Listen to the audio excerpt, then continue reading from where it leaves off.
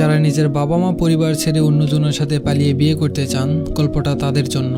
2009 সালে আমি এক প্রতারকের হাত ধরে বাসা থেকে চলে আসি। আসার সময় বাসা থেকে মায়ের 5 ভরি গহনা আর বাবার বেতনের নগদ 20,000 টাকা নিয়ে প্রতারকের সাথে পাড়ি জমাই নতুন জীবনের আশায়। আমি ভোর 6টায় বাসা থেকে বের হই। 2009-এর দিকে ফোন এতটা সচল ছিল না 2024 সালের মতো। প্রতারকটা আমাদের এলাকায় ভাড়াটিয়া ছিল। চিঠির মাধ্যমে তার সাথে আমার সম্পর্ক গড়ে ওঠে। 2009 সালে কোনো একটা সকালে তার সাথে আমি বসে থাকি রেল স্টেশনে। ট্রেনের জন্য দুইজন অপেক্ষা করি। আমি ভয় পাচ্ছিলাম, আবার সুখও পাচ্ছি, কারণ আমার প্রিয় মানুষটার সাথে আমি নতুন অধ্যায় শুরু করব তাই। আমরা রেলে করে ঢাকা আসি। ঢাকায় আসার পর সে বলল, মুনা, তোমার টাকাগুলো দাও। তখন আমি নিজের কাছে 5,000 টাকা রেখে বাকি 15,000 টাকা তাকে দিয়ে দিই। আর সে আমাকে বলে, কত এনেছো? আমি তাকে বলেছি 15,000ই এনেছি, আর কিছু গহনা। সে শুধু আমাকে বলল, গহনাগুলো সাবধানে রেখো। আমরা একটা খাবার হোটেলে ঢুকি আর নাস্তা করি। হোটেল থেকে বের হয়ে সে একটা মোবাইলের দোকানে ঢোকে। সে আমার টাকায় একটা অ্যান্ড্রয়েড স্মার্টফোন কিনে 12,000 টাকা দিয়ে, আর তার নোকিয়া মোবাইলটা আমাকে দিয়ে দেয়। তার মোবাইলটার দাম বড়জোর 1,000 টাকা হবে। সে মোবাইলটা কিনে আমাকে বলে, এই শহরে এমন দামি ফোন না থাকলে ভালো চাকরি জুটবে না।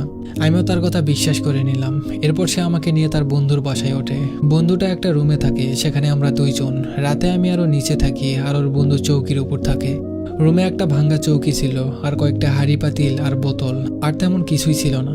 সেটাতে আমার কিছুতেই ঘুম আসছিল না। পরের দিন সকালবেলা তার বন্ধু চাকরিতে যাওয়ার পর সে আমাকে বলে, দেখি তোমার কাছে কি কি গহনা আছে। আমি গহনাগুলো বের করে তাকে দেখাই, আর টাকাগুলো আমরা কাপড়ের মধ্যে লুকিয়ে রাখি। তারপর তার সাথে আমার দৈহিক সম্পর্ক হয়। এভাবে কয়েকদিন কেটে যায়, কিন্তু সে আমাকে বিয়ে করছিল না। আমি তাকে বিয়ের জন্য অনেক চাপ দেই, তারপরেও সে আমাকে বিয়ে করছে না। সে আমাকে বলে, ভালো দিনে বিয়ে করতে হয়, আমি তোমাকে শুক্রবার দিন বিয়ে করব।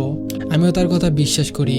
ওই বাসার 4টা দিন অতিক্রম করার পর সেদিন বাইরে থেকে এসে আমাকে বলে, মুনা, আমরা যে অবিবাহিত একসাথে আছি, এলাকার কয়েকটা ছেলেপেলে সেটা জেনে যায়। এখন তারা বাসার দিকে আসছে, আমরা কি করব? এটা বলার কিছু সময় পর 3টা ছেলে আসে আর আমাদেরকে নানা রকম বাজে কথা বলতে থাকে। ও ছেলেদের কিছু টাকা দিয়ে ম্যানেজ করতে চায়, কিন্তু তারা রাজি হয় না। তখন ছেলেগুলো বলে, তাদের সাথে আমি শারীরিক সম্পর্ক করলে তারা নাকি আমাদের ছেড়ে দিবে। আর তার বন্ধুর বাসাটা এমন জায়গায় ছিল, আশেপাশে মানুষ আছে, কিন্তু বাড়ির দরজা আটকে দিলে কে কি করে সেটা কেউ খোঁজ রাখে না, আর দেখাও যায় না। আমার তো শয়তানটার নামও বলা হয়নি। শয়তানটার নাম ছিল রাজীব। তখন তারা আমাদের বিভিন্ন ভয় দেখায়। এক পর্যায়ে নিরুপায় হয়ে আমরা রাজি হয়ে যাই। ওই দিন ওই 3 ছেলেই আমার সাথে শারীরিক সম্পর্ক করে। আমি খুব ভেঙে পড়ি এবং আমি রাজীবকে বিয়ের জন্য বলি। রাজীব আমাকে বলে, পরশুদিন আমরা বিয়ে করব। তার পরের দিন রাজীব বাসায় না থাকায় রাজীবের বন্ধু আমার সাথে শারীরিক সম্পর্ক করে। রাজীব বাসায় আসার সাথে সাথে ঘটনাটা তাকে বলতে আমাকে বলে, এরকম কিছুই হয় না এসব করলে। বন্ধু মানুষ থাকতে দিয়েছে আমাদের, তার সাথে না হয় একটু সময় কাটালা, তাতে কি হয়েছে? আমি তার কথায় অবাক হয়ে যাই, এটা কি বলেও। সেদিন রাতে রাজীব আমাকে বলে, চলো আমাদের বাড়ি চলে যাই। তার আগে আমরা বড় বোনের বাড়িতে গিয়ে বিয়েটা সেরে নিব। তার বড় বোনের বাড়ি নাকি কুমিল্লাতে। আমিও তার কথা বিশ্বাস করে সেদিন রাতে আমরা কুমিল্লার জন্য রওনা দেই। আর সে আমার সাথে গহনাগুলো নিয়ে বলে, আমার কাছে রাখি, তুমি হারিয়ে ফেলবে। আমি 17 বছরের এক আবাল যুবতী না বুঝে তাকে বিশ্বাস করে ফেলি। কুমিল্লাতে আসার পর আমরা একটা বাসায় আসি। সেখানে একটা সুন্দরী মহিলা ছিল। আমি তাকে সালাম দিই। সে নাকি রাজীবের বোন। তারপর তারা একটা রুমে গিয়ে কি যেন কথা বলল। তারপর রাজীব আমায় বলল, মুনা, কিছু খেয়ে ঘুমিয়ে পড়ো, তুমি অনেক জার্নি করে এসেছো।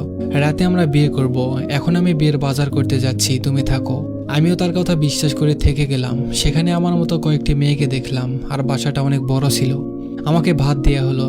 ভাত খেয়ে আমি ঘুমিয়ে গেলাম। রাতের বেলা ঘুম ভাঙলো। তখন আমি রাজীবের কথা জিজ্ঞাসা করাতে আমাকে ওই মহিলা বলে, তোকে রাজীব আমার কাছে বেচা দিছে, এখন কথা কম কর, রাতে রুমে মেহমান যাবে, খুশি করে দিস। আমি ওই মহিলার কথা বিশ্বাস করতে পারছিলাম না। কি বলে এসব? আমি কান্না করি আর চিৎকার করি ওখান থেকে বের হওয়ার জন্য। এজন্য আমাকে অনেক মারে। একদিনে 3টা পুরুষ পাঠানো হতো আমার কাছে, আর যদি আমি না করতাম তাহলে আমাকে অনেক মারতো। ওখানে 9 দিন থাকার পর আমাকে কুমিল্লার বর্ডার দিয়ে ইন্ডিয়াতে পাচার করে দেয়। আমি বর্ডারে এক পুলিশকে সব বলে দিই সাহায্যের জন্য। তখন পুলিশটা আমার সাথে আসা পুরুষটাকে বলে, আমার কাছে তোদের নামে বিচার আছে, শিয়ানা মাইয়া, সাবধানে রাখিস। ইন্ডিয়াতে আসার পর এক বিশাল পতিতালয়ে আমার জায়গা হয়। আমার জীবনটা তখন পতিতালয়ের মধ্যেই সীমাবদ্ধ হয়ে গেল। ওখানে 3 মাস রাখার পর দার্জিলিংয়ে আমাকে নিয়ে আসা হয়। প্রশাসনরা এসব জানতো, কিন্তু তাদের কিছু বলতো না, কারণ মাসে মাসে তারা একটা মোটা অঙ্কের টাকা পেত। দার্জিলিংয়ে যাওয়ার পর আমার অবস্থা খুব খারাপ হতে থাকে, আর তারা খুব অত্যাচার করতো, যা বলার মতো না। আমি যাদের সাথে ছিলাম সে মেয়েগুলো ভীষণ সুন্দরী ছিল। আমাদের একসাথে গল্প করতে দিত না, আমাদের তারা গরু ভাবতো। প্রতিদিন 4টা কিংবা 5টা পুরুষ আমাদের কাছে পাঠাতো। যদি আমরা করতে না চাইতাম কুকুরের মতো মারতো আমাদের। সত্যি বলতে মারকে কেনা ভয় পায়, সবাই ভয় পায়, আমিও ভয় পেয়ে মার খেতাম। আর যে পুরুষগুলো আসতো শালারা সব হারামের বাচ্চা ছিল। আমাদের শরীরটাকে তারা শরীর মনে করতো না, মনে করতো যেন লোহার। সব পুরুষই হিন্দু ছিল, গা থেকে সবসময় পাঠা পাঠা গন্ধ আসতো। আমার সহ্য হতো না। একদিন সিদ্ধান্ত নেই এসব জাহান্নাম থেকে মৃত্যু ভালো, তাই আত্মহত্যা করার সিদ্ধান্ত নেই। বাথরুমে গিয়ে ঝর্ণার পাইপের সাথে নিজের গলায় দড়ি দেই, কিন্তু মৃত্যুর খুব কাছাকাছি এসে নিজেকে আবার বাঁচাতে চাই। মৃত্যুর কষ্ট অনেক ভয়ানক। সেদিন গলায় দড়ি দিয়েও নিজেকে কোনো রকমে বাঁচিয়ে নেই। দার্জিলিংয়ে 1 মাস থাকার পর আমাদের নেপালে নিয়ে যাওয়া হয়। আমি সহ মোট 18 জন মেয়েকে নেপালে পাচার করে দেই। নেপালে আমাদের একটা বাংলো বাড়ির মতো জায়গায় নিয়ে যাওয়া হয়। নেপালে আমাদের যে জায়গাটাতে রাখা হয় সেটা বিশাল বড় একটা জায়গা। হাঁটার অনেক জায়গা ছিল, কিন্তু ওখানে আমাদের ব্যবসা তেমন ভালো হয় না। নেপালে কিছু কাস্টমারদের মতে আমরা বাঙালিরা নাকি তেমন সুদর্শন আর আকর্ষণীয় নই এদেশের নারীদের মতো। এজন্য কাস্টমার একটু কম হতো। এমনও সময় যেত যে সপ্তাহে একটাও পড়তো না। আমরা বেজায় খুশি ছিলাম। আমার বাড়ির কথা ভীষণ মনে পড়তো। কত সুখী জীবন ছিল, অথচ আমি নিজেই আমার জীবনটা নষ্ট করেছি। আমরা 4 বোন ছিলাম। বাবা চাকরি করতেন, মাসে 30,000 টাকা বেতন পেতেন। সে টাকা দিয়ে আমরা খুব ভালোভাবে দিন যেত আমাদের। আমি সবার ছোট ছিলাম। আমাদের বড় বোনের তখনও বিয়ে হয়নি, আর আমি তো সবার ছোট। আমার হতে অনেক দেরি। আর এখন বিয়ের কথা বললে কখনো মানবে না, কারণ আমার বড় আরো 3টা বোন আছে। তাই রাজীবের সাথে পালিয়ে আসি, আর এটাই আমার জীবনে কাল হয়ে দাঁড়ায়। বাবা সব সময় চাইতেন আমরা সব বোনেরা যেন লেখাপড়া করে মানুষের মতো মানুষ হই, কিন্তু নিজের ভাগ্য নিজের হাতে শেষ করেছি আমি। কাউকে দোষারোপ করার মতো নেই। নেপালে আসার পর এখানে এক ইন্ডিয়ান মেয়ের সাথে আমার বন্ধুত্ব করে ওঠে। নাম হলো পূজা। ওর ভাগ্যটাও খারাপ ছিল। ওর সৎমা ওকে বেঁচে দেয়। ওর বাড়ি ফেরার কোনো ইচ্ছে নেই। এখান থেকে সে পালিয়ে যেতে চায়। আমাদের অনেক কথা হয়, আর ও আমার আপনজন হয়ে ওঠে। কারণ আমার এই মুহূর্তে কেউ নেই। আমরা ফাঁদপাতি পালানোর জন্য, কিন্তু কোনো রকম সুযোগ হয়ে ওঠে না। আমরা যেখানে থাকতাম সেখান থেকে বের হতে পারতাম না। অনেক চেষ্টা চালাই, কিন্তু কোনো রকমে সফল হতে পারিনি পালানোর জন্য। নেপালে টানা 2 বছর থাকি, আর এই 2 বছর আমাদের তেমন কোনো কাজ করতে হয়নি। ধরতে গেলে আমরা বসে বসে খেয়েছি। এরপর দালালগুলো আমাদের আবার বিক্রি করে দেয় আরেকটা দালালের হাতে। তারা আমাদের ভুটানে নিয়ে যায়। এখন আপনারা হয়তো বলতে পারেন ভিসা পাসপোর্ট ছাড়া কিভাবে পসিবল। আসলে তাদের সাথে চুক্তি থাকে প্রশাসনের। এমনকি 2024 সালে এসেও কাউকে বাংলাদেশ থেকে বর্ডার দিয়ে কোথাও পাচার করতে গেলে কিছুই লাগে না, কারণ ঘাটে ঘাটে কিছু অসাধু দালাল থাকে এদের জন্য। ভুটানে যাওয়ার পর আমাদের অবস্থা একদম খারাপ হয়ে যায়। এখানে আমাদের চাহিদা অনেক, আর কাস্টমারও অনেক আসে। যে দালালটা আমাদের কিনেছে সে 5 মাসের মধ্যে আমাদের দিয়ে ব্যবসা করিয়ে টাকা উঠিয়ে ফেলেছে। আমাদের কাছে বেশিরভাগ আসতো বিবাহিত পুরুষরা।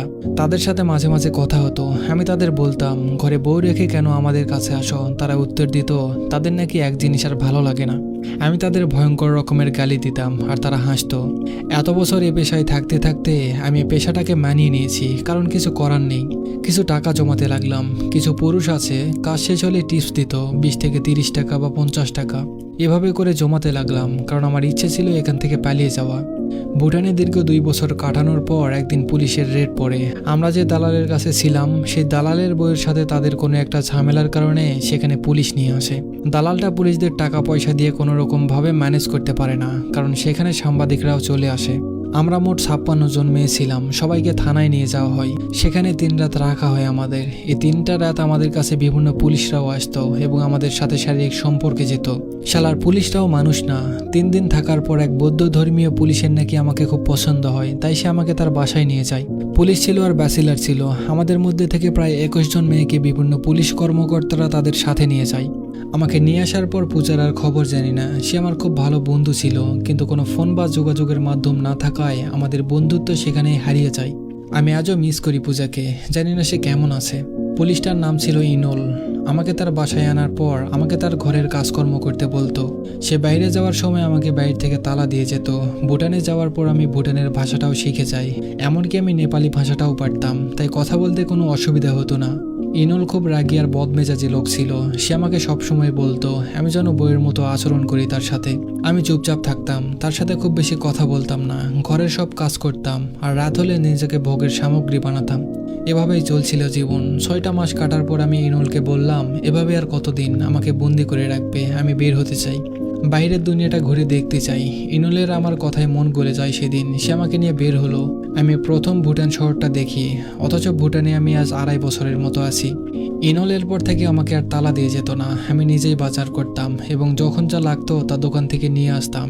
ইনল আমাকে টাকা দিত, কিন্তু ইনলের উপর আমার আর কখনো ভালোবাসা জন্মেনি। আমি আর পালাতে চাইতাম না, কারণ আমি একা কখনোই বর্ডার পার হতে পারবো না, আর আমাকে একাই যুদ্ধ করতে হবে। তার জন্য মাথার উপর একটা ছাদ দরকার, একজন সাহায্যকারী দরকার। আমি মনে করতাম হাজার পুরুষের শয্যাশয়ী হওয়ার চেয়ে একজনের অধীনে থাকা অনেক ভালো। এর মধ্যে ইনলের বদলি হয়, আর সে আমাকে নিয়ে ভুটানের অন্য শহরে চলে যায়, একটি বাসা ভাড়া নেয়। আমাকে স্ত্রীর পরিচয় দেয় বাড়িওয়ালার কাছে। ইনল ছিল অনাথ একজন মানুষ। সে ছোটবেলায় তার বাবার বন্ধুর কাছে মানুষ হয়, আর তার বিনিময়ে ইনলের বাবার দেওয়া কিছু সম্পত্তি তিনি রেখে দেন। ইনলও আর এগুলো নিয়ে মাথা ঘামায় না, কারণ সে সরকারি চাকরি করছে, তাতেই তার বেশ চলে যাচ্ছে। আমি ইনলকে প্রায় সময় বলতাম আমি বাংলাদেশে যেতে চাই মৃত্যুর আগে হলেও, আমি আমার পরিবারের কাছে ফিরে যেতে চাই। ইনল কোনো উত্তর দিত না, বলতো ভাগ্যে থাকলে অবশ্যই যাবে। ইনল মাঝে মাঝে তার মেয়ে কিছু বন্ধুদের বাসায় আনতো, আর তাদের সামনে আমাকে তার ঘরের কাজের লোক হিসাবে পরিচয় দিত। আমিও কিছু বলতাম না, চুপচাপ থাকতাম। মাঝে মাঝে তার মেয়ে বন্ধুরা 1 রাত কিংবা 2 রাত বাসায় থাকতো। আমি তাদের খাবার দাবার সহ সব যত্ন আত্তি করতাম। ইনল আমাকে যে বাজার করার জন্য টাকা দিত, আমি সেখান থেকে প্রচুর টাকা মারতাম। ইনল ছিল ঘুষখোর পুলিশ, তাই তার টাকার অভাব ছিল না। আমি যখন ইনলকে নিয়ে ডাক্তারের কাছে যাই, তখন ডাক্তার আমাকে HIV কি একটা সম্পর্কে বিস্তারিত বুঝিয়ে বলে। আমি ইনলের সাথে দূরত্ব বজায় রাখার চেষ্টা করতে শুরু করলাম। আমি পাপী, আমার পাপের কোনো শেষ নেই।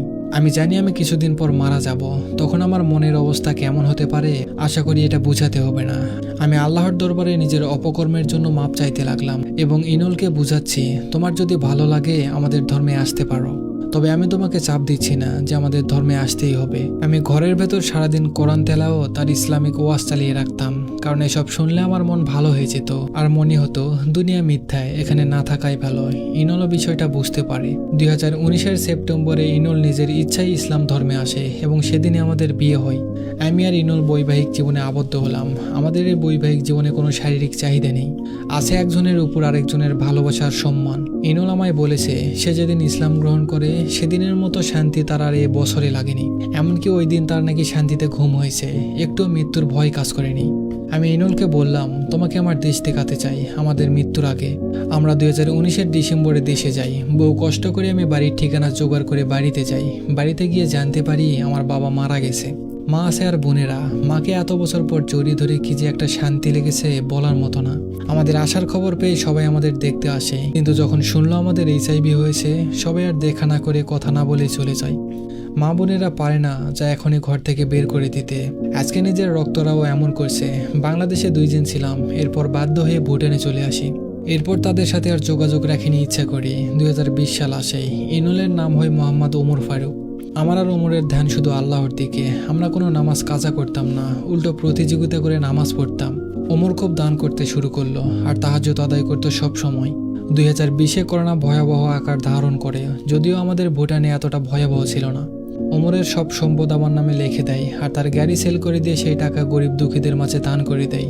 ওমর নিজের টাকায় জমি কিনে ভুটানে একটা মসজিদ নির্মাণ করে যায়, কিন্তু মসজিদের কাজ পুরোটা সম্পন্ন করতে পারে না। 2020 সালের নভেম্বরের 8 তারিখে ওমর আমাকে ছেড়ে আল্লাহর ডাকে সাড়া দিয়ে চলে যায়। মৃত্যুর কয়েক ঘন্টা আগে ওমর আমাকে বলেছিল, ইসলামে এতটা শান্তি যে আগে জানলে আগে থেকেই আমি ইসলামের পথে আসতাম। বিধবা হয়ে যাই আমি। এ ভুটান শহরে কেউ নেই আমার। ওমরের মসজিদের কাজটাও আর শেষ করতে পারিনি আমি করোনার কারণে। আর জানি না আমার মৃত্যুর আগে আমি শেষ করতে পারবো কিনা। আমি দিন কাটাচ্ছি শুধু মৃত্যুর প্রহর গুণে। আমি ওমরকে ভীষণ ভালোবেসে ফেলেছি। তার জন্য জায়নামাজ ছাড়া আমি কান্না করি না, যদি তার আযাব হয়। আমি শুনেছি মৃত মানুষের জন্য কান্না করলে নাকি তার আযাব হয়। আমার জীবনের এখন একটাই আশা, আমি বেঁচে থাকতে থাকতে মসজিদটার নির্মাণ শেষ করা। আমার দিন কেটে যায় সারাদিন কোরআন শরীফ পড়ে আর কিছু ফেসবুকে বন্ধুদের সাথে কথা বলে। আমি জীবিত থাকাকালীন আমি আমার নিজের কাফনের কাপড় সব কিনে রেখেছি এবং আমাকে কবর দেওয়ার জন্য যা যা দরকার সব ব্যবস্থা করে রেখেছি। আমার লাশ গোসল করানোর মানুষও ঠিক করে রেখেছি, সব রেডি, শুধু উপরওয়ালার ডাক আসার দেরি। আমার জন্য দোয়া করবেন, সাথে আমার স্বামীর জন্য। আল্লাহ যেন আমাদের সব গুনাহ মাফ করে দেয়। আপনারা কখনো কাউকে বিশ্বাস করে তার পরিচয় ভালো করে না জেনে আবেগে গলে বাড়ি ছাড়বেন না। কে জানে আপনার ভাগ্যটা হয়তো আমার মতো এত জঘন্য হতে পারে। সর্বোপরি আল্লাহর দরবারে সবকিছুর জন্য আলহামদুলিল্লাহ। আমি আশা করব গল্পটা শুনে পরিবারকে ছেড়ে কারোর সাথে পালানোর মতো জঘন্য কাজ করবেন না। হতে পারে আপনার ভাগ্যটাও এমন হতে পারে। গল্পটা ভালো লাগলে অবশ্যই কমেন্ট করে জানাবেন। আর নতুন নতুন গল্প পেতে অবশ্যই চ্যানেলটা সাবস্ক্রাইব আর পেজটা ফলো করে দিবেন। সবাই ভালো থাকবেন, সুস্থ থাকবেন। ধন্যবাদ সবাইকে।